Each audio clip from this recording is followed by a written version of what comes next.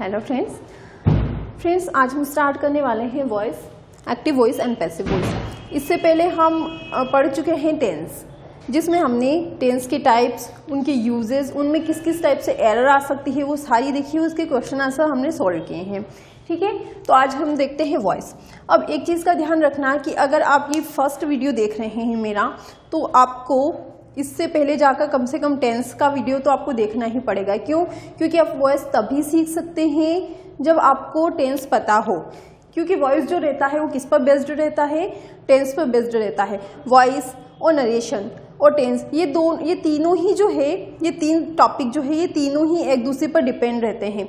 तो आपको वॉइस और नरेशन सीखने के लिए टेंस सीखना बहुत कंपलसरी है। ठीक है, तो अगर आपने टेंस का वीडियो पहले नहीं देखा है तो पहले आप टेंस का वीडियो देख लीजिएगा, टेंस को अच्छी तरह से सीख लीजिएगा, उसके बाद हम वॉइस देखें, उसके बाद वॉइस देखना। तो जिन लोगों ने ऑलरेडी टेंस के जो वीडियोस हैं वो देख रखे हैं, वो यहीं से शुरू कीजिए। तो वॉइस होता क्या है? देखिए फ्रेंड्स, वॉइस होता है दो टाइप का। ठीक है, एक्टिव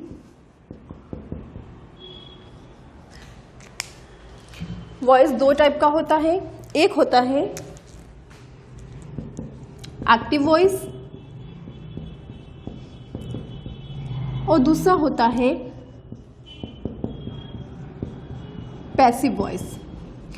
अब एक्टिव वॉइस क्या होता है, पैसिव वॉइस क्या होता है, ये जानने से पहले हमें ये जानना जरूरी है कि एक्चुअल में वॉइस होता क्या है। तो देखिए, वॉइस को जानने के लिए सबसे पहले हमें ये जानना जरूरी है कि एक जो सेंटेंस होता है, कोई सा भी नॉर्मल सेंटेंस हुआ, उस सेंटेंस में कितनी चीज़ों या किन किन चीज़ों का होना जरूरी होता है। ये चीज़ जब मैंने जो शुरुआत के वीडियोज़ हैं, जो मैंने शुरुआत के जो सेकेंड थर्ड जो वीडियो बनाए थे, उसमें मैंने आपको बताया था कि सेंटेंस क्या होते हैं, लेटर क्या होते हैं। ठीक है, लेटर्स किसे कहते हैं, वर्ड किसे कहते हैं, लेटर किसे कहते हैं, वर्ड किसे कहते हैं, सेंटेंस किसे कहते हैं, ये सारी चीज़, क्लॉज क्या होते हैं, ये सारी चीज़ें हम पहले के वीडियो में डिस्कस कर चुके हैं। तो सेंटेंस में किन किन चीज़ों का होना जरूरी है? एक सब्जेक्ट होना चाहिए, एक वर्ब होना चाहिए, वर्ब मीन्स मेन वर्ब, और एक ऑब्जेक्ट होना चाहिए। ठीक है, ऑब्जेक्ट किसके ऊपर डिपेंड करता है? वर्ब के ऊपर। अगर वर्ब ऑब्जेक्ट की डिमांड करती है तो हमें ऑब्जेक्ट रखना है, अदरवाइज नहीं रखना है। लेकिन जब आप वॉइस का यूज कर रहे हैं, पैसिव वॉइस का, मतलब आप जब एक्टिव से पैसिव में या पैसिव से एक्टिव में किसी भी वॉइस को, किसी भी सेंटेंस को चेंज कर रहे हैं, तो एक चीज़ का हमेशा ध्यान रखना है कि पैसिव वॉइस सिर्फ और सिर्फ उन्हीं सेंटेंसेस का बनता है जिनमें ऑब्जेक्ट है। अगर किसी सेंटेंस में ऑब्जेक्ट नहीं है, अगर किसी वर्ब के बाद कोई ऑब्जेक्ट नहीं है, तो आप उसको पैसिव वॉइस में चेंज नहीं कर सकते। ठीक है, तो सब्जेक्ट, वर्ब और ऑब्जेक्ट का होना जरूरी होता है। अब देखिए, सब्जेक्ट क्या होता है? किसी भी काम का डूअर।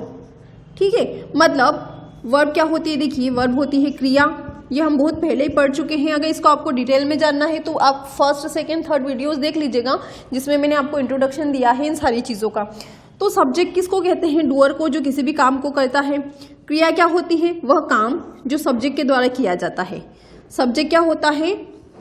इस काम को करने वाला। क्रिया मतलब क्या? कार्य। तो जो इस कार्य को करता है उसे क्या कहा जाता है? सब्जेक्ट कहा जाता है। और ये सब्जेक्ट इस काम को जिस इंसान या जिस वस्तु के ऊपर करता है, मतलब ये सब्जेक्ट इस क्रिया को जिस ऑब्जेक्ट के ऊपर, जिस चीज़ के ऊपर परफॉर्म करता है, उसे ऑब्जेक्ट कहा जाता है। मतलब ऑब्जेक्ट क्या होता है? इस काम का रिसीवर होता है, जिसके ऊपर ये सब्जेक्ट जो भी काम करेगा उसका असर जिस चीज़ पर पड़ेगा, जिस चीज़ पे पड़ेगा या जिस व्यक्ति या जिस वस्तु पे पड़ेगा, उसे क्या कहा जाता है? ऑब्जेक्ट कहा जाता है। जैसे मैं बोलूँ कि मैंने खाना खाया, एक सेंटेंस है, मैंने खाना खाया।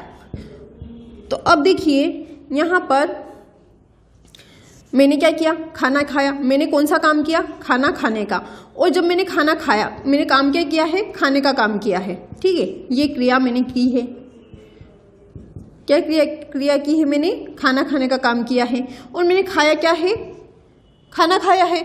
तो असर किस पर हुआ? मैं किस चीज़ के ऊपर इस वर्ब को परफॉर्म कर रही हूँ? खाने के ऊपर। कि ये खाने की थाली है, इसमें बहुत सारी चीज़ें हैं। तो मैं क्या करूँगी, इन चीज़ों को धीरे धीरे खा जाऊँगी, तो उससे क्या होगा, ये खाना ख़त्म हो जाएगा। ठीक है, एक टाइम में खाना पूरा ख़त्म हो जाएगा। तो असर किसके ऊपर हुआ, खाने के ऊपर हुआ कि खाना पूरी तरीके से ख़त्म हो गया। ठीक है, तो ऑब्जेक्ट क्या, वो ऑब्जेक्ट किसे कहते हैं, सब्जेक्ट। जब किसी कार्य को किसी व्यक्ति या वस्तु के ऊपर परफॉर्म करता है या उसके ऊपर कार्य करता है कोई, तो उसे क्या कहा जाता है, वो जिस वर्ग को जो रिसीव करता है, उस काम को जो रिसीव करता है या जिसके ऊपर इस काम का, सब्जेक्ट के काम का असर जिस चीज़ के ऊपर होता है, उसे ऑब्जेक्ट कहा जाता है। ठीक है, ये चीज़ हम पहले के वीडियोस में भी पढ़ चुके हैं। अब देखिए, कभी कभी क्या होता है कि सब्जेक्ट जो होता है वो हमारे लिए इम्पोर्टेंट नहीं होता है। इम्पोर्टेंट क्या हो जाता है, काम इम्पोर्टेंट हो जाता है। मतलब सब्जेक्ट, ये काम किसने किया वो इम्पोर्टेंट नहीं है, इम्पोर्टेंट कौन बन जाता है, ये काम, मतलब कि क्रिया इम्पोर्टेंट बन जाती है। और क्रिया का जिस पर प्रभाव पड़ रहा है, मतलब इसको क्या बोलते हैं, ऑब्जेक्ट को कर्म, तो क्रिया का जिस पर प्रभाव पड़ रहा है वो इम्पोर्टेंट बन जाता है और इसकी इम्पोर्टेंस, सब्जेक्ट की इम्पोर्टेंस कम हो जाती है। तो उस वक्त हम क्या करते हैं कि ऑब्जेक्ट को शुरू में रख देते हैं, उसके बाद मेन वर्ब को रख देते हैं और लास्ट में सब्जेक्ट को रख देते हैं। तो यही, इसी को कहते हैं पैसिव वॉइस। अब पैसिव वॉइस का यूज हम करते क्यों हैं कि जब कभी सब्जेक्ट अननोन होता है, मतलब काम किसने किया है हमें पता ही नहीं है, तो वहाँ पे हम पैसिव वॉइस का यूज करते हैं। दूसरा, जब हमारे लिए सब्जेक्ट की कोई इंपॉर्टेंस नहीं हो तो वहाँ पे हम पैसिव वॉइस का यूज़ करते हैं। जब घटना महत्वपूर्ण हो तो वहाँ पे हम पैसिव वॉइस का यूज़ करते हैं। और जब सब्जेक्ट, मतलब काम को करने वाला अननोन हो, जिसको हम नहीं जानते हो, तो वहाँ पे हम पैसिव वॉइस का यूज़ करते हैं। देखिए, लेकिन एक चीज़ का ध्यान रखना कि कभी भी, चाहे हम सब्जेक्ट को आगे रखें या ऑब्जेक्ट को आगे रखें, पैसिव वॉइस में कभी भी सेंटेंस का अर्थ चेंज नहीं होता है। कैसे चेंज नहीं होता है, मैं आपको हिंदी के कुछ सेंटेंसेस के द्वारा बताती हूँ ताकि आपको इजीली समझ में आएगा। सेंटेंस का मतलब यहाँ पर चेंज नहीं होता है। जैसे कि मैं भोजन करती हूँ, ये सेंटेंस है। अब अगर यहाँ पे मैं कौन है, सब्जेक्ट। ठीक है, मैं सब्जेक्ट हूं, मैं क्या कर रही हूं, खा रही हूं, मतलब कि भोजन करना मतलब क्या, आई ईट फूड। ठीक है, तो मैं क्या काम कर रही हूं, भोजन कर रही हूं, तो ये क्या हो गई, ये क्रिया हो गई। और क्या कर रही हूं, भोजन, तो इसका असर किस पर हो रहा है, जो भोजन की थाली है उस पर हो रहा है, तो ये क्या हो गया, ये ऑब्जेक्ट हो गया। तो अब हम क्या करेंगे कि, अब देखिए, ये सब्जेक्ट हो गया, ये ऑब्जेक्ट, मतलब मैं हिंदी की बात कर रही हूँ तो हिंदी में पहले सब्जेक्ट रखा जाता है, फिर ऑब्जेक्ट रखा जाता है और लास्ट में वर्ब रखी जाती है, लेकिन इंग्लिश में ऐसा नहीं होता है। ठीक है, तो अब हम क्या करेंगे कि अगर जो घटना है वो इम्पोर्टेंट है, मतलब भोजन करना इम्पोर्टेंट है और किसने किया वो इम्पोर्टेंट नहीं है, वहाँ पे जहाँ पर मेरी इंपॉर्टेंस नहीं, इंपॉर्टेंस किसकी है, भोजन करने की इंपॉर्टेंस है, तो वहाँ पे मैं क्या करूँगी, भोजन मेरे द्वारा किया जाता है। ठीक है, क्या इस सेंटेंस में उस सेंटेंस में कुछ चेंज हुआ है, चेंज तो हुआ है, लेकिन अर्थ में कोई भी चेंज नहीं हुआ है, सेंटेंस के मीनिंग में कोई भी चेंज नहीं हुआ है। मैं भोजन करती हूँ, भोजन मेरे द्वारा किया जाता है। वह किताब पढ़ती है, किताब उसके द्वारा पढ़ी जाती है। ठीक है, तो यहाँ पे ये एक्टिव है, ये पैसिव है। एक्टिव पैसिव कैसे, कि चाहे आप सेंटेंस को एक्टिव में लिखें या पैसिव में लिखें, यहाँ पर एक की इंपॉर्टेंस कम, एक की इंपॉर्टेंस ज़्यादा हो जाती है, लेकिन सेंटेंस का अर्थ चेंज नहीं होता है। जैसे मैं भोजन करती हूँ, भोजन मेरे द्वारा किया जाता है। वह किताब पढ़ती, किताब उसके द्वारा पढ़ी जाती है, किताब को उसके द्वारा पढ़ा जाता है। एक और एग्जाम्पल है, रावण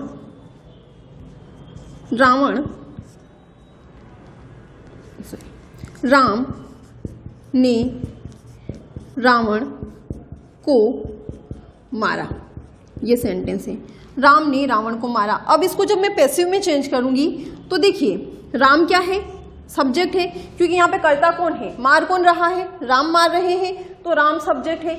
और किसको मार रहे हैं, काम किसके ऊपर किया जा रहा है, रावण के ऊपर। तो रावण क्या है, यहाँ पर ऑब्जेक्ट है, क्या काम हो रहा है, मारने का काम।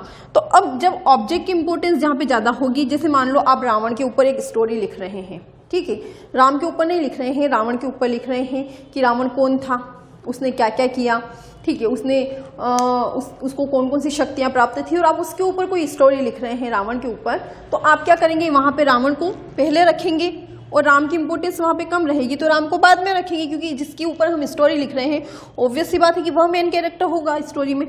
तो यहाँ पे हम क्या लिखेंगे, रावण को राम के द्वारा मारा गया। तो क्या सेंटेंस में कोई डिफरेंस आया, सेंटेंस एक्टिव से पैसिव बन गया, लेकिन काम वही हो रहा है, रावण को राम के द्वारा मारा गया, मतलब मारा कौन गया है, रावण। ऐसा नहीं है कि यहाँ पे मैंने सब्जेक्ट ऑब्जेक्ट को एक दूसरे की जगह रख दिया तो वर्ब किसी और के साथ हो रही हो, कार्य किसी और के साथ हो रहा हो, ऐसा नहीं है, ठीक है, काम वही हो रहा है, बस कहने का तरीका बदल गया है।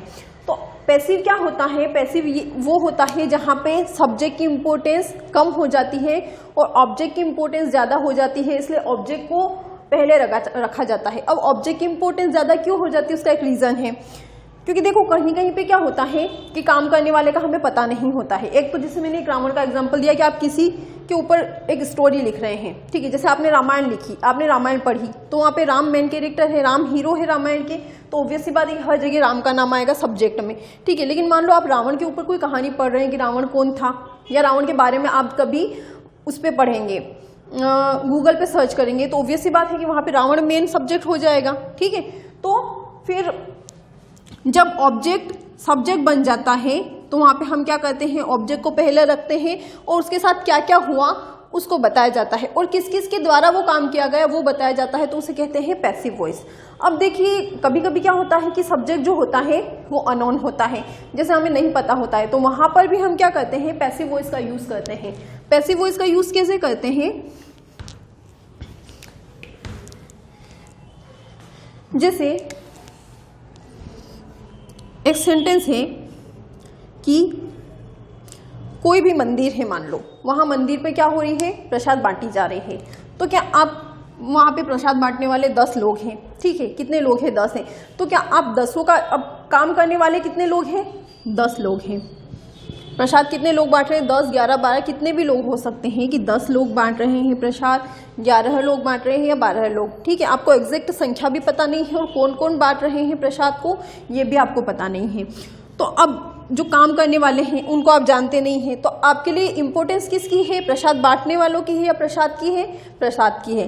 तो हम क्या लिखेंगे या क्या बोलेंगे किसी से कि मंदिर में प्रसाद बांटी जा रही है, ये सेंटेंस आपने लिखा। तो मुझे बताइए कि एक्टिव में है या पैसिव में है। एक्टिव में तो हो नहीं सकता, क्योंकि मंदिर में प्रसाद बांटी जा रही है, तो प्रसाद अपने आप को तो बांट नहीं रही है ना, प्रसाद कोई इंसान तो है नहीं कि अपने आप को बांट दे, प्रसाद तो एक खाने की कोई चीज़ होती है जिसे मंदिर में बांटा जाता है। तो बांटने वाला कौन है, काम करने वाला कौन है, यहाँ पे काम करने वाले बहुत सारे लोग हैं या ऐसे लोग हैं जिनको हम नहीं जानते हैं, ठीक है, जो भी वॉलंटियर हैं वहाँ के मंदिर के पुजारी हैं वो बांट रहे होंगे, तो हमें नहीं पता कि वहाँ पे प्रसाद कौन कौन बांट रहा है, लेकिन वहाँ पे इंपॉर्टेंस किसकी हो गई, प्रसाद की, ठीक है। तो यहाँ पे कौन इंपॉर्टेंट हो गया, जब प्रसाद इंपॉर्टेंट हो गए तो ऑब्वियस सी बात है हम सेंटेंस उसी से शुरू करेंगे कि मंदिर में प्रसाद बांटी जा रही है। अब काम करने वाला कौन है हमें नहीं पता, तो जो सब्जेक्ट है उसकी इंपॉर्टेंस खत्म हो गई है। यहाँ पे जब ऑब्जेक्ट की इंपॉर्टेंस आ गई है तो हम किसको पहले रखेंगे, ऑब्जेक्ट को पहले रखेंगे। तो पैसिव वॉइस का यूज आप ऐसा मत सोचना कि पैसिव वॉइस का यूज सिर्फ और सिर्फ ग्रामर में होता है। पैसिव वॉइस का यूज ग्रामर में ही नहीं होता, बल्कि हम आम बोलचाल की जो भाषा होती है, हम जो डेली कन्वर्सेशन करते हैं वहाँ पे भी हम पैसिव वॉइस का यूज करते हैं कि ये काम उसके द्वारा किया गया, उसको हॉस्पिटल ले जाया गया, मुझे जैसे आपको प्राइज दिया गया, ठीक है, तो आप क्या बोलते हो कि मुझे प्राइज दिया गया है, ठीक है। तो प्राइज किसने दिया है उसकी इंपॉर्टेंस नहीं है, किसकी इंपॉर्टेंस है, आपकी, आप तो रिसीवर हो प्राइज के, ठीक है। बांटा किसने है, आपको दिया किसने है, वो काम किसने किया, किसी आपके स्कूल में जो भी आपके स्कूल या कॉलेज में जो भी गेस्ट आए होंगे उन्होंने आपको प्राइज दिया होगा। तो आप सेंटेंस क्या बोलते हो कि मुझे आज प्राइज मिला है या मुझे प्राइज दिया गया है। तो प्राइज किसने दिया, देने वाले की इंपॉर्टेंस नहीं है, वहां पे आपकी अपनी इंपॉर्टेंस है, इसलिए आप ये शब्द आप ये सेंटेंस यूज करते हो। तो पैसिव वॉइस का यूज कहाँ होता है? जहां पर सब्जेक्ट निष्क्रिय होता है, ठीक है। पैसिव वॉइस का यूज हम कुछ कंडीशन में करते हैं, और वो कंडीशन क्या क्या है? वो कंडीशन ये है कि जहां पे सब्जेक्ट लेस इंपॉर्टेंट हो। लेस इंपॉर्टेंट का मतलब कि सब्जेक्ट की इंपॉर्टेंस कम हो, ठीक है। ऑब्जेक्ट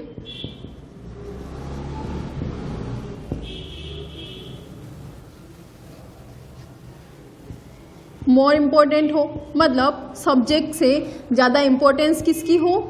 ऑब्जेक्ट की इंपॉर्टेंस हो, ठीक है। तीसरा, जब सब्जेक्ट जो है वो पैसिव हो। पैसिव का मतलब क्या होता है? देखिए, अब इसको एक्टिव वॉइस और इसको पैसिव वॉइस क्यों कहा जाता है?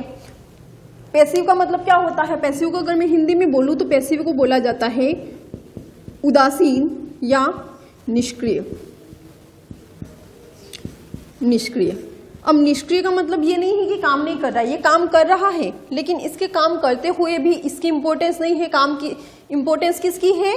इसके काम की इंपॉर्टेंस है। जहां पर काम की इंपॉर्टेंस हो, जहां पे काम की इंपॉर्टेंस ज्यादा हो, करने वाले की कोई इंपॉर्टेंस ना हो, वहां पर हम पैसिव वॉइस का यूज करते हैं, ठीक है। काम की इंपॉर्टेंस कैसे? कि प्रसाद बांटी जा रही है, तो वहां पे प्रसाद बांटे जाने की इंपॉर्टेंस है, कौन बांट रहा है उससे हमें कोई मतलब नहीं है, ठीक है। तो वहां पे जहां पे सब्जेक्ट पैसिव हो, मतलब उदासीन या निष्क्रिय हो, वहां पे हम पैसिव वॉइस का यूज करते हैं। चौथा, जहां पर सब्जेक्ट जो है वो अनोन हो। अनोन मतलब कि जिसके बारे में हम कुछ नहीं जानते। मान लो किसी का एक्सीडेंट हो गया, ठीक है, और उसके बाद हम क्या बोलेंगे कि हाँ उसे तो हॉस्पिटल ले जाया गया है। अगर कोई उसके बारे में पूछेगा तो हम क्या बोलेंगे कि उसे हॉस्पिटल ले जाया गया है। ले जाने वाला कौन है? बहुत सारे लोग थे। अब उनमें से कौन उसको उठा के ले गया, कौन उसको गाड़ी में डालकर ले गया, ये हमें नहीं पता। लेकिन हम क्या बोलेंगे कि उसे तो हॉस्पिटल ले जाया गया। तो ले जा कोई और रहा है, लेकिन वहां पे इंपॉर्टेंस किसकी है? ऑब्जेक्ट जिसका एक्सीडेंट हुआ है उसकी इंपॉर्टेंस है। तो हम उसके बारे में जब बात कर रहे हैं तो हम क्या बोलेंगे कि उसे हॉस्पिटल ले जाया गया है। किसके द्वारा ले जाया गया ये हमें नहीं पता, ठीक है। तो वहां पे जहां पे सब्जेक्ट अनोन हो, वहां पे हम अनोन हो या हाँ मतलब कि अनोन हो मतलब कि अज्ञात हो, वहां पे हम किसका यूज करते हैं? पैसिव वॉइस का यूज करते हैं, ठीक है। तो इन सारी सिचुएशन में हम पैसिव वॉइस का यूज करते हैं। अब एक्टिव वॉइस क्या होता है और पैसिव वॉइस क्या होता है, इसको समझ लेते हैं।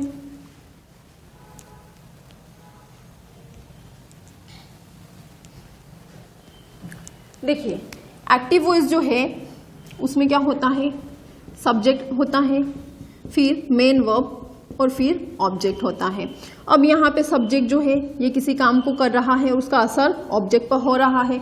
मतलब सब्जेक्ट क्या है? पूरी तरीके से एक्टिव है। जहाँ पर सब्जेक्ट एक्टिव होकर कुछ काम कर रहा है उसकी इंपॉर्टेंस है, वो सारे सेंटेंसेस क्या है? एक्टिव वॉइस में है। मतलब अभी तक हमने टेंस में जो भी सेंटेंसेस पढ़े हैं, जितने भी सेंटेंसेस पढ़े हैं टेंस में, आप टेंस वाला चैप्टर देखना, आपको समझ में आ जाएगा कि टेंस में मैंने आपको जितने भी जो 12 टेंस समझाए हैं उनमें जितने भी सेंटेंसेस मैंने आपको लिखवाए हैं उन सब में ही मैंने सब्जेक्ट को पहले रखा है।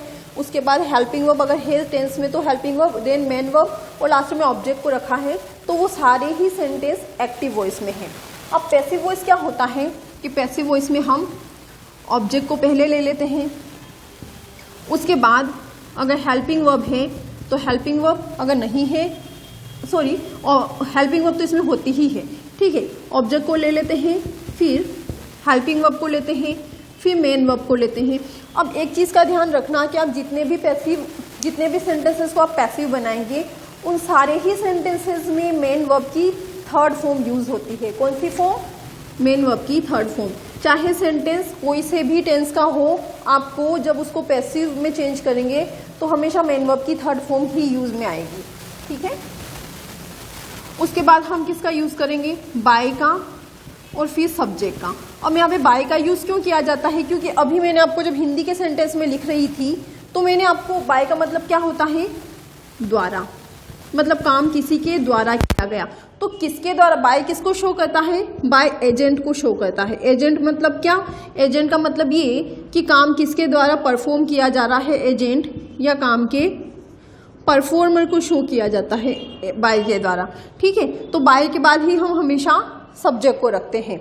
और मान लो जहाँ पे हमें सब्जेक्ट का पता ही नहीं है, सिर्फ और सिर्फ ऑब्जेक्ट ही है, ठीक है, कि सब्जेक्ट कौन है, तो ऑब्वियस सी बात है हम सब्जेक्ट नहीं रखेंगे। और जब हम सब्जेक्ट नहीं रखेंगे तो बाय भी नहीं रखेंगे। कुछ सेंटेंसेस ऐसे होते हैं जिनमें सब्जेक्ट अननोन होता है। अब जब हमें पता ही नहीं है कि सब्जेक्ट कौन है, काम करने वाला कौन था, ठीक है, तो वहाँ पे हम क्या करेंगे, वहाँ पे हम सब्जेक्ट को कैसे लिखें।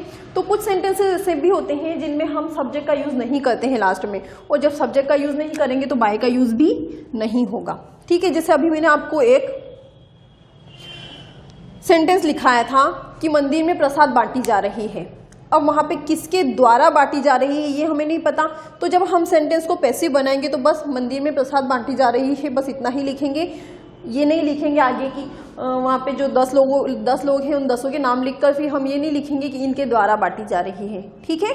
तो वहाँ से हम द्वारा को भी हटा देंगे और सब्जेक्ट को भी हटा देंगे। तो कुछ सेंटेंस ऐसे भी होते हैं जब हमें काम करने वाले का पता नहीं हो, मतलब जब सब्जेक्ट अननोन होता है, तो हम सिर्फ और सिर्फ सेंटेंस कहाँ तक लिखते हैं, ऑब्जेक्ट, हेल्पिंग वर्ब और मेन वर्ब तक में ही सेंटेंस खत्म कर देते हैं, ठीक है।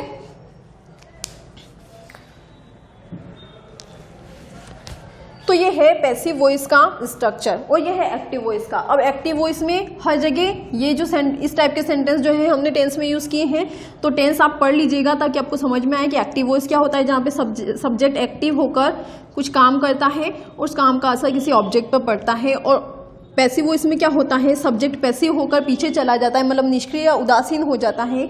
और यहाँ पे इंपॉर्टेंस किसकी हो जाती है, जो काम है उस काम की इंपॉर्टेंस बढ़ जाती है। और काम किसके ऊपर किया जा रहा है, उस इंसान या उस वस्तु की जब इंपॉर्टेंस बढ़ जाती है तो उस ऑब्जेक्ट को हम शुरू में रख के सब्जेक्ट को लास्ट में डाल देते हैं, ठीक है। अब जितने भी सेंटेंस होते हैं जितने भी टेंस होते हैं सबके ही अलग अलग स्ट्रक्चर होते हैं। स्ट्रक्चर ऑलमोस्ट सेम होते हैं, बस चेंज क्या होता है, हेल्पिंग वर्ब चेंज होती है, ठीक है। जैसे कि प्रेजेंट सिंपल टेंस है तो उसका स्ट्रक्चर थोड़ा सा अलग रहेगा कि उसमें हेल्पिंग वर्ब कुछ और यूज होगी। जब हम पैसिव बनाएंगे उसका तो पास्ट सिंपल का स्ट्रक्चर थोड़ा सा अलग रहेगा। मतलब स्ट्रक्चर तो सबका यही रहता है, object, helping verb, main verb की थर्ड फॉर्म, बाय और सब्जेक्ट। लेकिन चेंज क्या होता है, सब में हेल्पिंग वर्ब अलग अलग हो जाती है। क्यों हो जाती है, क्योंकि अगर हम एक ही हेल्पिंग वर्ब सारे ही टेंस में यूज़ करेंगे, जितने भी टेंस है अगर उनको पैसिव बनाते समय, उनके सेंटेंसेस को पैसिव बनाते समय अगर हमने एक ही हेल्पिंग वर्ब यूज़ की तो हमें कैसे पता चलेगा कि कौन से टेंस का सेंटेंस है ये, ठीक है। तो सब में हेल्पिंग वर्ब हम चेंज कर देंगे ताकि हमें पता चले कि ये कौन से टेंस का सेंटेंस है। अब कुछ एग्जाम्पल हम पहले ऐसे ही देख लेते हैं, जैसे राम प्लेज। चलिए मैंने हिंदी में जो सेंटेंस लिखे थे उन्हीं को इंग्लिश में ट्रांसलेट कर लेते हैं हम, ताकि आपको इजीली समझ में आए। सबसे पहले मैंने क्या सेंटेंस लिखा था, मैं भोजन करती हूँ या मैं खाना खाती हूँ, ठीक है। ये सेंटेंस लिखा था मैंने, मैं खाना खाती हूँ। तो आई ईट फूड, देखिए अब ये सेंटेंस है। अब आई क्या है, यहाँ पर आई सब्जेक्ट है, ईट क्या है, वर्ब है, मतलब मेन वर्ब है, और फूड क्या है, ऑब्जेक्ट है। अब जब मुझे ये बोलना है, अब यहाँ पे क्या है, मैं खाना खाती हूँ। अब अगर मैं ऐसा लिखूँ कि खाने को मेरे द्वारा खाया जाता है या भोजन को मेरे द्वारा किया जाता है, तो वहाँ पे मैं फूड को ऑब्वियस सी बात है पहले लेकर आऊँगी, तो फूड। अब यहाँ पे हेल्पिंग वर्ब तो कुछ है नहीं। अब यहाँ पे ध्यान रखना कि यहाँ पे आपको डू डज डीड का यूज़ नहीं करना है। हेल्पिंग वर्ब के लिए फूड, इज, ईट। ईट की थर्ड फॉर्म क्या हो जाएगी, ईटन, बाय, और ये क्या है, आई सब्जेक्ट था यहाँ पे, तो सब्जेक्ट लास्ट में चला जाएगा तो क्या हो जाएगा, मी। अब आपका क्वेश्चन ये हो सकता है कि ये जो सब्जेक्ट है ये लास्ट में जाकर आई क्यों नहीं रहा, तो इसका आंसर आपको कहाँ मिलेगा। हमने जो प्रोनाउन चैप्टर पढ़े थे, प्रोनाउन चैप्टर पढ़ा था पार्ट्स ऑफ स्पीच में, नाउन, प्रोनाउन, एडजेक्टिव सारे पढ़े थे ना हमने पहले, तो वहाँ पर आपको इसका आंसर मिलेगा। क्योंकि मैंने जब आपको प्रोनाउन चैप्टर पढ़ाया था तो वहाँ पर मैंने आपको जो प्रोनाउन होती है उसके केस बताए थे, subjective case, objective case and possessive case.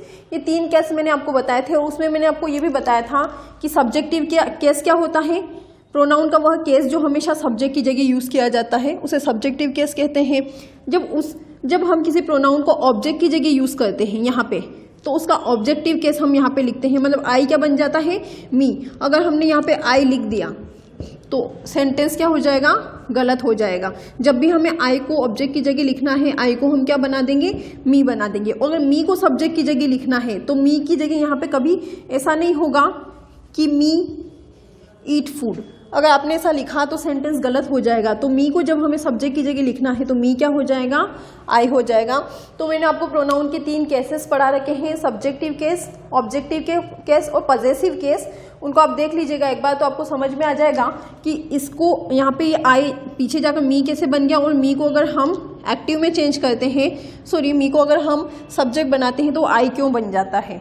ठीक है, तो आई ईट फूड। अब यहाँ पे फूड की इंपॉर्टेंस बढ़ गई, तो फूड इज ईटन बाय मी, मतलब वही हो रहा है कि मैं खाना खाती हूँ और खाने को मेरे द्वारा खाया जाता है। ठीक है, दूसरा सेंटेंस मैंने लिखा था कि वह किताब पढ़ती है। ठीक है, ये सेंटेंस है। तो शी रीड्स अ बुक, ये सेंटेंस है। She reads a book. अब यहाँ पे शी क्या है, सब्जेक्ट है, रीड वर्ब है, मतलब मेन वर्ब है, अ बुक क्या है, ऑब्जेक्ट है। जब हम ऑब्जेक्ट को शुरू में लेकर आ जाएंगे तो क्या हो जाएगा, अ book is read by her।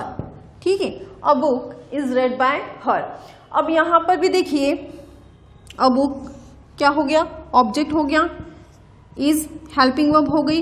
Read जो है, रीड की तीनों ही फॉर्म रीड होती है। ठीक है, लेकिन इसको फर्स्ट में रीड पढ़ा जाता है और लास्ट में जो होता है इसके तीनों फॉर्म है, ये फर्स्ट, सेकेंड एंड थर्ड, ये तीनों फॉर्म है। रीड, रेड, रेड, इसको फर्स्ट में रीड पढ़ा जाता है और सेकेंड फॉर्म और थर्ड फॉर्म में इसको रेड पढ़ा जाता है। ठीक है, तो रीड, रेड, रेड। तो a book is read by her. अब ये हर कहाँ से आ गया, तो देखिए यहाँ पे शुरू में क्या है, शी। जब शी को हम लास्ट में भेजेंगे, मतलब शी को हम क्या बना देंगे, यहाँ पे ऑब्जेक्ट की जगह जब हम यूज करेंगे तो इसका ऑब्जेक्टिव केस हमें यूज करना है, और शी का ऑब्जेक्टिव केस क्या होता है, हर होता है। ठीक है, तो शी रीड्स अ बुक, वह किताब पढ़ती है। अ बुक इज रेड बाय हर, उसके द्वारा, किताब को उसके द्वारा पढ़ा जाता है। वह किताब पढ़ती है और किताब को उसके द्वारा पढ़ा जाता है, मतलब वही है। हमारे पास 2 कान है, चाहे इधर से पकड़ो चाहे इधर से, बात वही निकल रही है। मतलब सेंटेंस का मीनिंग चेंज नहीं हो रहा है यहाँ पे, बस सेंटेंस में इंपॉर्टेंस किसकी, यहाँ पे काम की इंपॉर्टेंस बढ़ गई है और यहाँ पे काम करने वाले की इंपॉर्टेंस है। ठीक है, जहाँ पे काम करने वाले की इंपॉर्टेंस होती है वो एक्टिव वॉइस होता है, और जहाँ पे काम की या कर्म की इंपॉर्टेंस होती है वहाँ पे पैसिव वॉइस होता है। ठीक है,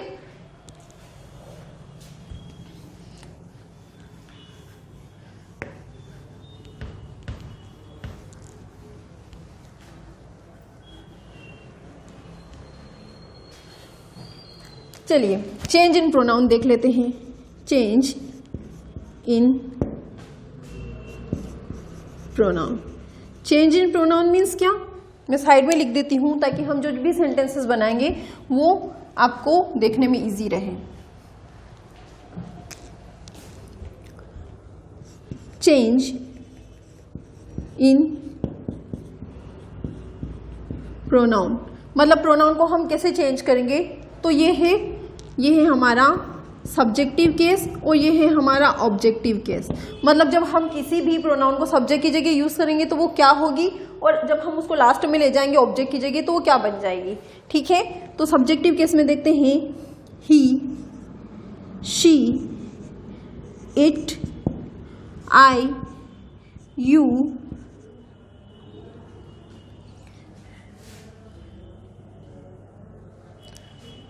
देखिए वी, चलिए मैं ऊपर लिख दूंगी थोड़ा, तो देखिए सब्जेक्ट ही का क्या हो जाएगा, हिम, शी का, हर, इट का, इट, आई का, मी, यू ही रहेगा, वी का अस बन जाएगा, दे का देम हो जाएगा, और अगर कोई नेम है तो वो सेम रहेगा। मतलब अगर किसी का नाम है तो नाम की जगह नाम ही रहेगा।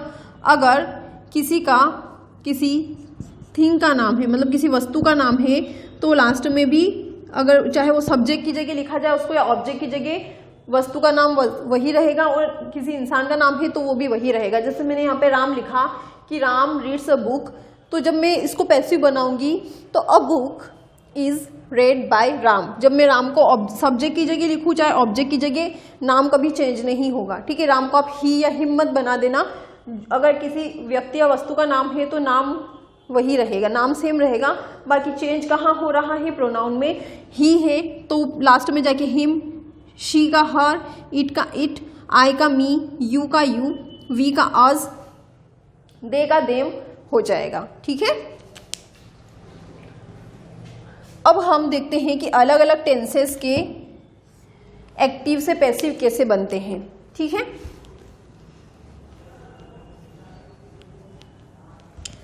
तो सबसे पहले हम देखते हैं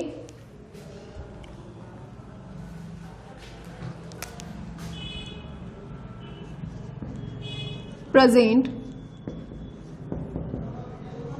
simple tense. Present simple tense, इसका जब हम इसका एक्टिव मतलब इसका स्ट्रक्चर क्या होता है, आपको जब आप वॉइस बना रहे हो या वॉइस को एक्टिव को पैसिव में चेंज कर रहे हो तो आपको हर सेंटेंस का टेंस पता होना चाहिए। मतलब कि किस टेंस का स्ट्रक्चर कौन सा है ये आपको पता होना चाहिए, क्योंकि अगर आपको टेंस का स्ट्रक्चर नहीं पता है तो आप उनको कैसे चेंज करोगे पैसिव में। तो देखिए प्रेजेंट सिंपल का स्ट्रक्चर क्या होता है, इसमें सबसे पहले सब्जेक्ट आता है, फिर मेन वर्ब की फर्स्ट फॉर्म आती है।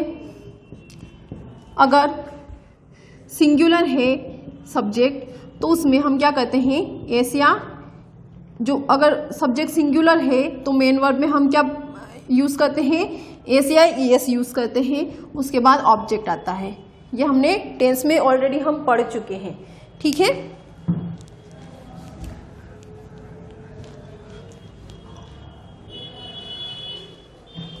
अब देखिए पैसिव वॉइस।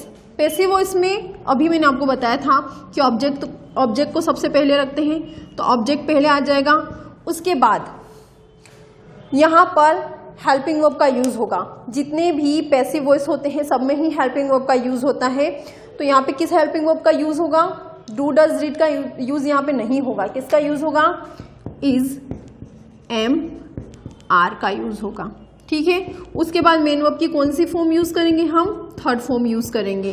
क्योंकि मैंने अभी आपको बताया था कि जितने भी एक्टिव से पैसिव हम बनाते हैं तो पैसिव वॉइस में सारे ही टेंस में सारे ही सेंटेंसेस में हम वर्ब की थर्ड फॉर्म का यूज़ करते हैं। ठीक है, तो is, am, are main verb की थर्ड फॉर्म, बाय और बाय के बाद सब्जेक्ट। ये चेंज इन प्रोनाउन है, ये थोड़ा साइड में कर लेते हैं हम। अब देखिए एक सेंटेंस देखते हैं इसका।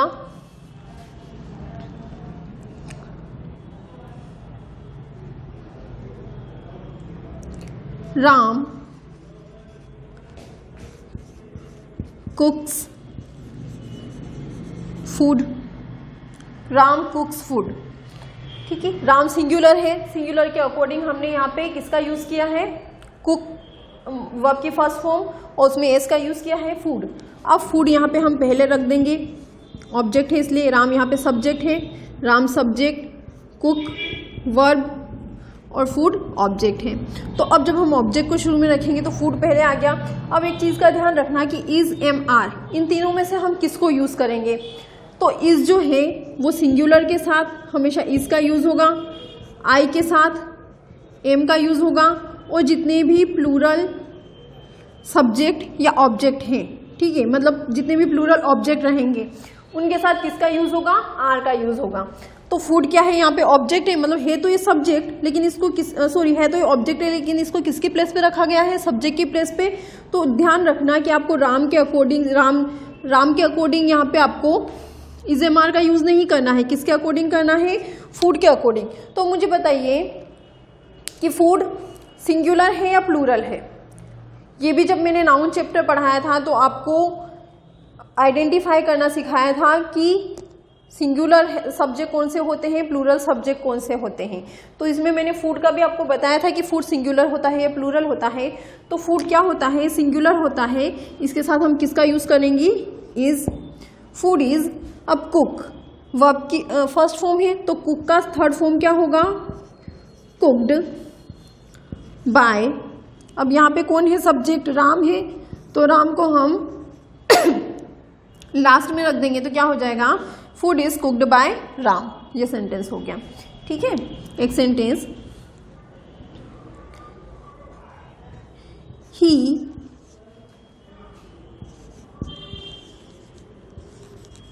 टीचेज अस। ये सेंटेंस है, ही टीचेज अस। ठीक है, अब यहाँ पे ही सिंगुलर है तो मैंने टीच में येस का यूज किया है, ही टीचेज अस, वहाँ हमें पढ़ाता है। अब इस सेंटेंस को हम चेंज करेंगे, किसमें, पैसिव में चेंज करेंगे। ये एक्टिव है, ये पैसिव है। अब इसको हम पैसिव में चेंज करेंगे तो अज, क्या है ये अज, अज किसका ऑब्जेक्टिव फॉर्म है, वी का। अब इस अज को हम सब्जेक्ट की जगह लेकर आएंगे तो यहाँ पे अज इधर आके क्या बन जाएगा, वी। अब वी के साथ हमें किसका यूज करना है, इज, एम या आर का, आर का यूज करेंगे। क्यों, क्योंकि वी प्लूरल होता है। वी का मतलब हम, मतलब जो स्पीकर है उसके साथ, मतलब जो स्पीकर है वो बहुत सारे हैं। ठीक है, स्पीकर बहुत सारे कैसे हैं, मतलब कि वी का मतलब क्या होता है, हम। तो मैं हम अपने आप को तो मैं हम बोलूंगी नहीं, मतलब मेरे साथ यहाँ पे कोई और है या बहुत सारे लोग हैं तभी मैं बोलूंगी कि हम लोग आपको पढ़ा रहे हैं, हम वीडियो बना रहे हैं। अगर सिर्फ मैं पढ़ा रही हूँ तो मैं बोलूंगी कि आई एम टीचिंग यू। और अगर दो लोग मिलकर पढ़ा रहे हैं या दो से ज़्यादा लोग मिलकर पढ़ा रहे हैं तो मैं क्या बोलूंगी कि वी आर टीचिंग यू। तो यहाँ पे वी के बाद किसका यूज करेंगे, आर का, वी आर। अब टीच की थर्ड फॉर्म क्या होती है, टॉट। तो वी आर टॉट बाय। अब ही सब्जेक्टिव फॉर्म है, जब ये लास्ट में चला जाएगा ऑब्जेक्ट की जगह तो ही का क्या बन जाएगा, हिम। तो we are taught by him. Question यहां से भी आते हैं, क्या आते हैं कि वी की जगह यहाँ पे सिर्फ अज दे दिया कि यहाँ पे अज है तो अज ऑब्जेक्ट को ऑब्जेक्ट की सब्जेक्ट की जगह रख दिया, तो अज आर टॉट बाय हिम। तो ये सेंटेंस बिल्कुल गलत हो जाएगा। यहाँ पे अज का यूज नहीं होगा, किसका यूज होगा, वी का यूज होगा, we are taught by him. और कभी कभी क्या होता है कि we are taught by him की जगह क्या दे दिया जाता है, सिर्फ ही। तो आपको ध्यान रखना है कि ऑब्जेक्टिव केस हमेशा ऑब्जेक्टिव केस में आता है, ऑब्जेक्ट हमेशा ऑब्जेक्टिव केस में आता है और सब्जेक्ट हमेशा सब्जेक्टिव केस में आता है। ठीक है, we are taught by him. ठीक है, अब क्वेश्चन ये आता है कि अगर सेंटेंस नेगेटिव हो तो, और या सेंटेंस कभी इंटेरोगेटिव हो तो, अगर नकारात्मक और प्रश्नवाचक वाक्य हैं तो जब हम उनके पैसिव बनाएंगे तो पैसिव भी नकारात्मक और प्रश्नवाचक ही बनेंगे। मतलब जब हम उनको एक्टिव को पैसिव में चेंज करेंगे तो अगर नेगेटिव सेंटेंस है तो उसका पैसिव भी नेगेटिव बनेगा, और इंटेरोगेटिव सेंटेंस है तो उसका पैसिव भी इंटेरोगेटिव बनेगा। जैसे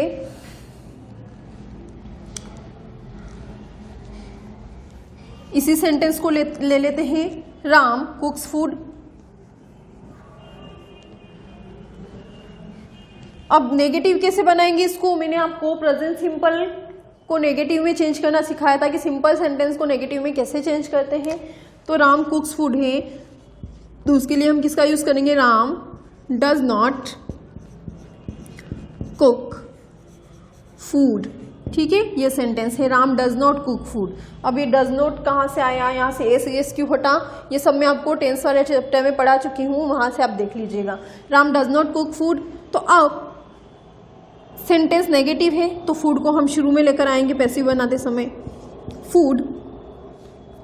अब फूड के साथ हमने पहले किसका यूज किया था, इज का यूज किया था, तो ऑब्वियस सी बात है यहाँ पे वापस इज का यूज होगा, इज। और नेगेटिव है तो इसके हेल्पिंग वर्ब के बाद नॉट का, food is not cooked bye Ram. ठीक है, food is not cooked bye Ram, ये सेंटेंस हो गया। इस टाइप से आपको नेगेटिव बनाना है कि अगर यहाँ पे नेगेटिव है तो चाहे आपको इज का यूज करना पड़े, एम का या आर का यूज करना पड़े, आप उस हेल्पिंग वर्ब के बाद नॉट का यूज कर दीजिएगा। ठीक है, अगर सेंटेंस इंटेरोगेटिव हो तो देखिए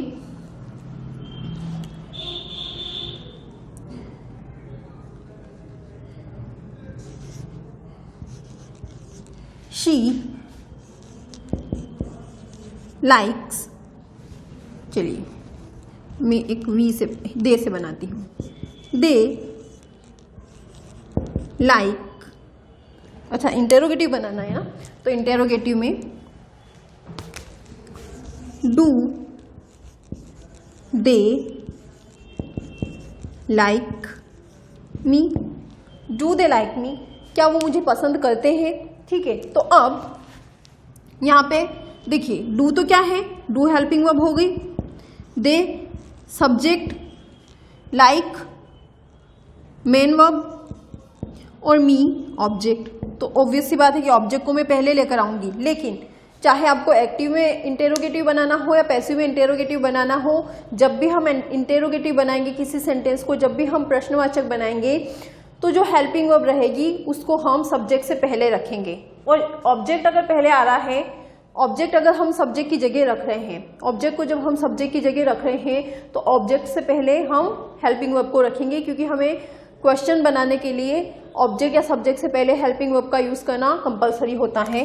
तो अब यहाँ पे देखिए मी है, ठीक है, मी शुरू में आएगा तो क्या बन जाएगा मी का, ये देखिए ये ऑब्जेक्टिव फॉर्म है मी, और जब ये सब्जेक्ट की जगह यूज होगा तो क्या बन जाएगा आई। अब आई तो हमने यहाँ पे रख लिया, लेकिन आई के साथ हम इन तीनों में से कौन से हेल्पिंग वर्ब यूज करते हैं, एम, तो हम यहाँ पे एम का यूज करेंगे, am I.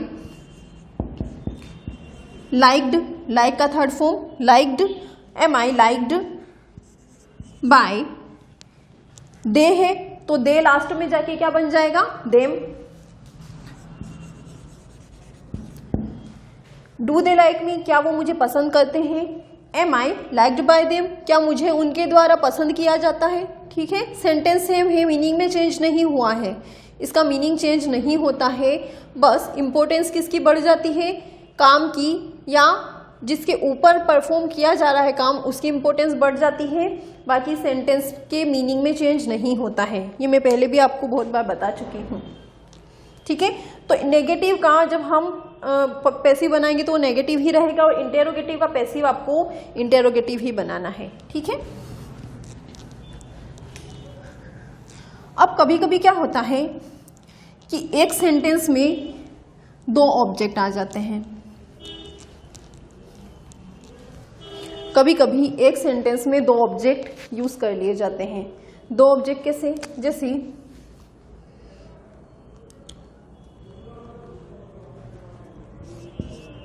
cow gives us milk,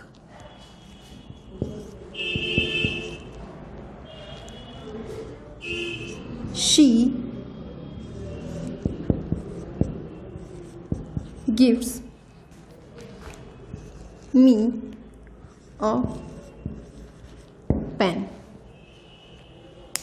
cow gives us milk, cow क्या है, सब्जेक्ट है, गिव्स क्या है, मेन वर्ब की फर्स्ट फॉर्म, और उसमें एस लगाया हुआ है क्योंकि काउ सिंगुलर है, गाय, यहाँ पे सिंगुलर काउ की बात हुई है, तो काउ गिव्स अस मिल्क। अब अस क्या है, अस ऑब्जेक्ट है, और मिल्क क्या है फिर, तो मिल्क भी ऑब्जेक्ट है। कभी कभी क्या होता है कि किसी सेंटेंस में दो ऑब्जेक्ट होते हैं, एक को प्राइमरी ऑब्जेक्ट बोलते हैं, एक को सेकेंडरी ऑब्जेक्ट बोलते हैं। अब प्राइमरी ऑब्जेक्ट क्या होता है, सेकेंडरी ऑब्जेक्ट क्या होता है, ये हम फिर कभी समझेंगे। पर इस टाइप के सेंटेंस जिनमें दो ऑब्जेक्ट आ जाते हैं उनको कैसे सॉल्व किया जाता है, देखिए अब यहाँ एक और सेंटेंस है, इसको देखिए, शी क्या है, सब्जेक्ट है, गिफ्ट्स, यहाँ पे गिफ्ट्स मतलब मैं किसी वस्तु की बात नहीं कर रही हूँ, गिफ्ट यहाँ पे गिफ्ट एक नाउन भी होती है, सॉरी गिफ्ट वर्ब भी होता है और गिफ्ट नाउन भी होता है। ठीक है, तो यहाँ पे गिफ्ट के साथ मैंने पहले सब्जेक्ट का यूज किया है, उसके बाद वर्ब की जगह गिफ्ट का यूज किया है, दैट मीन्स ये वर्ब का ही काम कर रही है। गिफ्ट का मतलब होता है गिफ्ट देना। ठीक है, गिफ्ट का मतलब एक वस्तु भी होता है कि किसी ने हमें गिफ्ट दिया, लेकिन यहाँ पे इस गिफ्ट का मतलब क्या है, वर्ब है, गिफ्ट का मतलब होता है गिफ्ट देना। ठीक है, तो she gives me a pen, तो ये क्या है, main verb, me subject, main verb object, और फिर अ पेन क्या है, ये भी ऑब्जेक्ट है। ठीक है, तो अब देखिए प्राइमरी ऑब्जेक्ट और सेकेंडरी ऑब्जेक्ट क्या होता है, देखिए मैं आपको एक से ऑरली बता देती हूँ कि प्राइमरी ऑब्जेक्ट एक ऐसा ऑब्जेक्ट होता है जिसको हम सेंटेंस में से नहीं हटा सकते। अगर उसको सेंटेंस में से हटाया तो सेंटेंस इनकम्प्लीट हो जाता है। और सेकेंडरी ऑब्जेक्ट क्या होता है, एक ऐसा ऑब्जेक्ट जिसकी अगर वो सेंटेंस में नहीं भी रहा तो भी सेंटेंस कंप्लीट होगा। ठीक है, तो इसको हम फिर कभी डिस्कस करेंगे। अभी हम सिर्फ पैसिव वॉइस पर ध्यान देते हैं। तो देखिए अब यहाँ पे दो ऑब्जेक्ट हैं, यहाँ पे अस और मिल्क दोनों ऑब्जेक्ट हैं जिसको हम ऑब्जेक्ट 1 ऑब्जेक्ट 2 बोल सकते हैं। और यहाँ पे भी ऑब्जेक्ट 1 ऑब्जेक्ट 2, मी और a pen, me and a pen, ये दोनों ही ऑब्जेक्ट्स हैं। तो ऐसे सेंटेंस को पैसिव में हम कैसे चेंज करेंगे, तो इनके भी पैसिव बनते हैं और इनके पैसिव दो टाइप से बनते हैं जिसमें हम दोनों ही ऑब्जेक्ट को बारी बारी से शुरू में लेकर आते हैं। कैसे, सबसे पहले फर्स्ट सेंटेंस का देखते हैं। काउ गिव्स अस मिल्क, गाय हमें दूध देती है। तो देखो अब यहाँ पे फर्स्ट ऑब्जेक्ट क्या है, वी। तो देखिए काउ गिव्स अस, तो काउ सब्जेक्ट है, गिव्स मेन वर्ब है और ये ऑब्जेक्ट है। तो ऑब्जेक्ट को हम पहले लेकर आएंगे तो अस का क्या हो जाएगा, अभी मैंने बताया अस का वी हो जाएगा। तो देखिए यहाँ पे हो जाएगा इसका पैसिव वी। अब वी है तो वी के अकॉर्डिंग हम किसका यूज करेंगे, आर का, वी आर। अब गिव, गिव का थर्ड फॉर्म क्या होता है, गिव, गेव, गिवन। तो वी आर गिवन। अब किसका यूज करेंगे, मिल्क का, we are given milk by cow. ठीक है, we are given milk by cow. गाय हमें दूध देती है, हमें गाय के द्वारा दूध दिया जाता है। ठीक है, सेंटेंस सेम है। अब इसको एक और तरीके से, जैसे ये सेंटेंस है तो इसको एक ही बना लिया, इसको एक और तरीके से भी बनाते हैं कि हमने ये जो सेंटेंस, ये जो ऑब्जेक्ट है इसको भी हम पहले रख सकते हैं। कैसे, जैसे मिल्क, अब हमने मिल्क यहाँ पे रखा है तो मिल्क के साथ अब मिल्क सिंगुलर है या प्लूरल है, मिल्क जो होता है वो सिंगुलर होता है क्योंकि दूध जो होता है उसको आप गिन नहीं सकते, और जिन चीज़ों को आप गिन नहीं सकते, जब काउंट ही नहीं कर सकते तो उनका प्लूरल कैसे बनाएंगे। ये हम नाउन में पढ़ चुके हैं कि कौन सी नाउन प्लूरल होती है, कौन सी सिंगुलर होती है। तो मिल्क को हम गिन नहीं सकते, सिंगुलर है, तो यहाँ पे इसके साथ किसका यूज करेंगे, इसका। Milk is given to us by cow, दूध हमें गाय के द्वारा दिया जाता है। ठीक है, तीनों ही सेंटेंस का मीनिंग सेम निकल रहा है। देखिए काउ गिव्स अस मिल्क, गाय हमें दूध देती है। We are given milk by cow, हमें दूध गाय के द्वारा दिया जाता है। Milk is given to us by cow, दूध हमें गाय के द्वारा दिया जाता है। ठीक है, मतलब सेम है, बस तरीका चेंज हुआ है कि कभी इसकी इंपॉर्टेंस बढ़ गई, कभी इसकी इंपॉर्टेंस बढ़ गई और कभी यहाँ पे सब्जेक्ट एक्टिव हो गया। ठीक है, अब दूसरा सेंटेंस जो था उसको भी देख लेते हैं।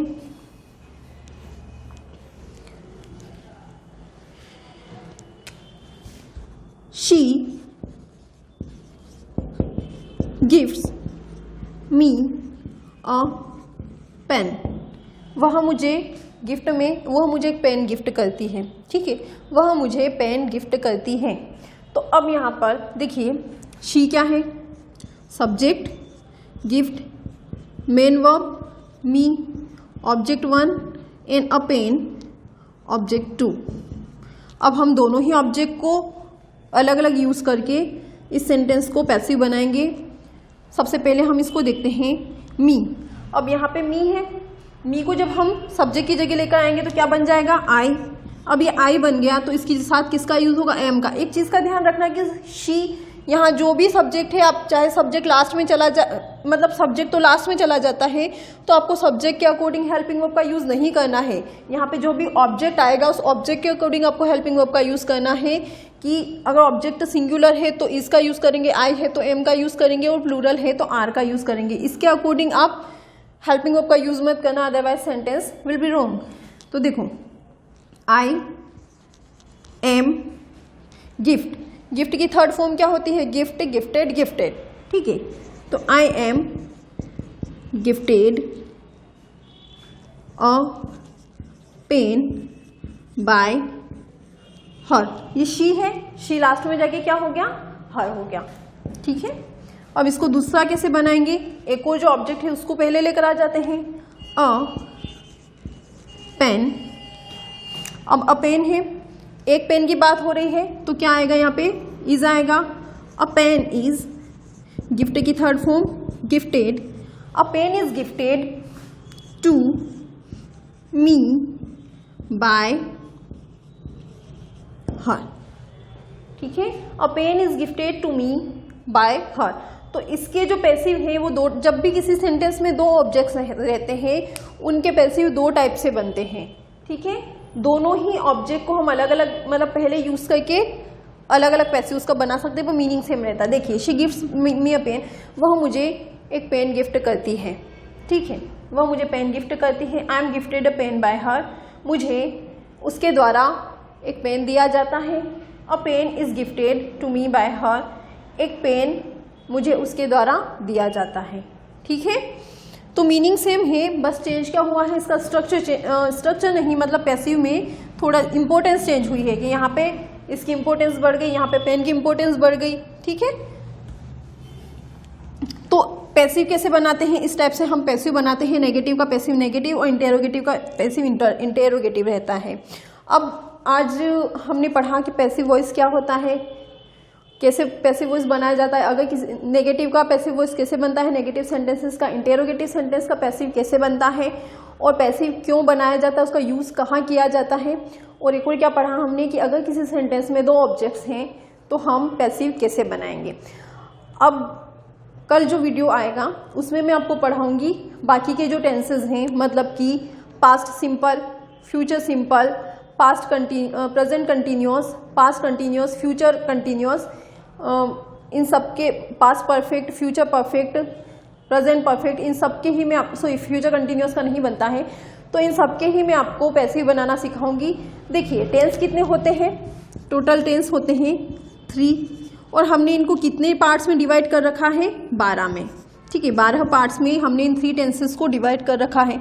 तो ये जो 12 टेंस होते हैं इनमें से 8 टेंस के पैसिव बनते हैं और जो 4 टेंस होते हैं उनके पैसिव नहीं बनते हैं। तो चलिए मैं आपको उन टेंस के भी नाम लिखवा देती हूँ जिनके पैसिव नहीं बनते हैं। वो टेंस कौन कौन से हैं, फ्यूचर कंटिन्यूअस,